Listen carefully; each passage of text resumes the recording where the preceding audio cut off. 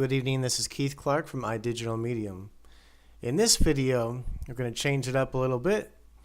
In the other video, I had someone tell me that my mouth was moving after I had already spoken, sort of like Godzilla, and so I had to up my game and change the camera. Let's get right into it. The question for this particular video is, what would you say about the dubious situation of physical mediumship seances whereby they are conducted in the dark, and the fact that some have been caught cheating? So I need to preface this by saying that I do not consider myself, nor will I ever represent myself as an expert. What I am giving you is my opinion based on what I have personally experienced or read, researched, seen, or been told. So the first thing is, anything in life, if it's real, anything that is genuine always has a contrast. So anything where there is something real, there is always something that is not real. So of course, the same applies to mediumship. There are real mediums and there are fraudulent mediums. Fraudulent is a word that's used quite a bit when it comes to physical mediumship. But I'd like to explain a little bit about that. First of all, in my humble opinion, if an individual has not sat with a physical medium, then they do not have the information or actually the right to claim that a physical medium is a fraud. I myself also do not have that right. So to continue on with that, there are a lot of different sides to this. Another thing I would like to say is that in life, there's a saying, truth is stranger than fiction, and I can tell you it is definitely true. There are things related to physical mediumship that I have heard or seen or learned about that most people would never believe. And I've come to learn during my brief time in instrumental transcommunication and physical mediumship and life after death, you should never assume that anything is impossible. That being said, we try to do our best to do our research, but there's no substitute for personal experience at the end of the day. Now let's go ahead and address the question.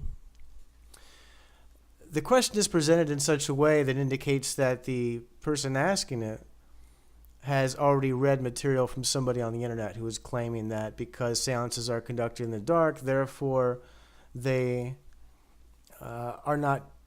don't present good evidence. I'm going to tell you that that is not true. So first we have to look at the history. We do know that in physical mediumship, ectoplasm is used in most, if not all, but many or most cases of classical or traditional physical mediumship. We also know, particularly because of the Helen Duncan case where she died, she's considered in many ways to be a martyr of physical mediumship, that ectoplasm is sensitive to light. I'm going to go off on a tangent here for a second. When you have a minute, go ahead and look up a book called A Primer of the Zeta Race. I think I got the title correct.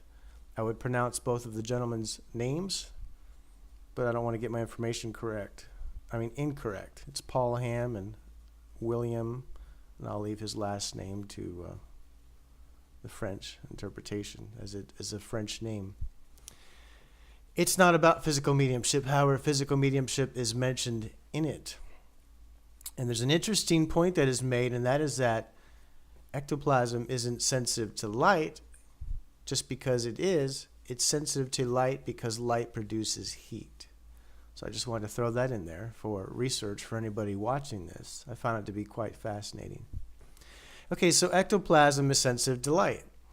The general consensus and understanding in this day and age is that during a physical mediumship seance, ectoplasm is pulled from the internal organs of a physical medium by a team in spirit, typically usually having scientists among them, who then use the ectoplasm to form, and they allow people that have had training most of the time to step into that ectoplasm as if it were, they step into it and they let it form around them. And that's how they form a physical body.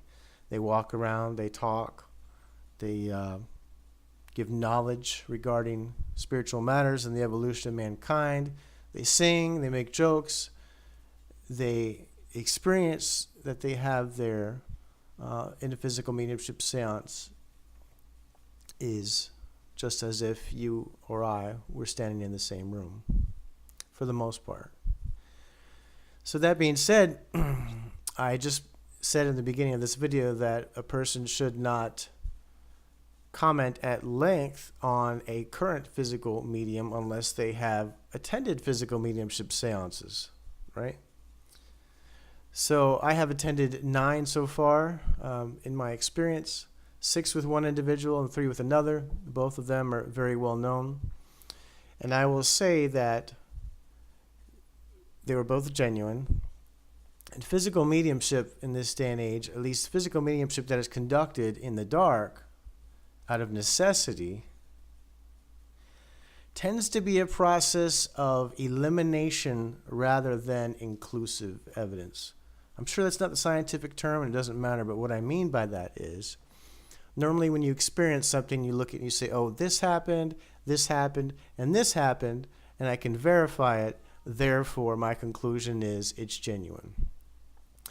Well, I do need to be honest and say that with physical mediumship, when it's conducted in the dark, there are things that occur, and for the people that do not have direct interaction, either an answer to a question or information that is provided to them that could not be known by anyone else, or a family member that comes through and provides information that would not be known by anybody else. The rest of it is subjective. Does this mean that when I'm saying when you sit in a physical mediumship seance in the dark that it's not good conditions, that it's not evidential? I'm absolutely not saying that.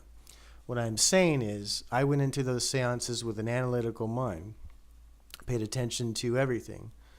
Typically, when a person is new to a seance room, they, in some cases, may be asked to be the ones who check the medium, who check restrictions and other things that have been put in place to ensure that there is no fraudulent activity. Everything from binding the medium to the chair, to gagging the medium, to securing the room, so on and so forth. Typically, sometimes these circles will allow somebody that is new to partake in that. So in my first seance, I actually did that. So you take into account if the room's secure. Of course, you analyze, you look around at the other people in the room. Of course, as a human, you're looking at all these different things that occur. The spirit guides that come through and speak, children that come through and sing or are playful and cheerful, comedians who come through and who raise the vibration of the group. I will say that I can understand the viewpoint of somebody saying that in order for physical mediumship to be evidential, it would be preferential if the physical medium could develop to such a point as to where light would be allowed to be introduced into the seance room. Okay, so right now we're taking this particular viewpoint and we're saying we understand this viewpoint and would agree, most people would agree, that if you could see what is occurring in the seance room, it would have more credibility, or they would feel that their experience was more validated for them. Okay, that being said, I'm going to tell you about 2 specific things that occurred in my 6th seance, my number 6, where 2 things that happened that I've never spoken of, nor do I want to write about physical mediumship because I have not experienced enough, nor do I take sides. I believe in physical mediumship as a wonderful tool. I believe it needs to come back, and I believe that it is adjusting to current situations in the world. Okay, where was I at? 2 things. Number 1, sometimes in seance rooms they'll have glow-in-the-dark or luminous items. In the seance I was in, there was a trumpet, which is just what it sounds like, a little, typically aluminum trumpet that is used for weak voices, or it was originally used for people in spirit who had a weak voice. They could speak into the end of the trumpet and it would reverberate and come out a little bit louder and hopefully a little bit clearer. There's a trumpet present at this particular seance, and the band around it was luminous. Often when these items are used, sometimes they'll be put back where they belong before the end of the seance, or during the seance, or after these items are needed. In this particular case, the trumpet was placed on the floor across the room from me, about 16 feet to the front of me, and about maybe 5 feet to my left. Now here's what happened. When personalities manifested through ectoplasm in the room, I saw something that I found to be of great interest. Now this trumpet was placed next to the leg of the circle leader. And once it was placed back on the floor, I could see it, and I noted that I could see it. If something solid moved in front of that trumpet, it should block it. It's so faint as it is that I should not be able to see it. However, what I observed was a shimmering of the luminous band of that trumpet. The same kind of shimmering you see when the clouds are up in the sky at night and there are stars behind them, or the moon. And the same thing you see when stars twinkle. And I knew when I saw that, given the current conditions of the seance, that that was indicating that ectoplasm was between myself and the trumpet. Now, I can't prove that, but I can just tell you that I saw it, and I do know that that is what it was.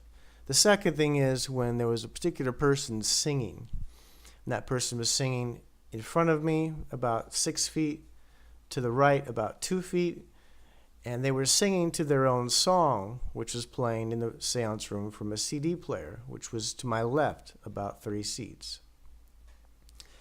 Now, I'm not a musician per se. I do like to think of myself as one. I like to sing. And with all the work that I do with sound, obviously, my ears may tend to be quite keen. So as this individual was singing, I leaned my head forward and turned it to the left so that the sounds that were coming in my direction from the person in spirit, fully formed in ectoplasm, standing in the room to my right, and the voice of the same person to the left of me being played from a CD player to my left. So I had each of them in one of my ears.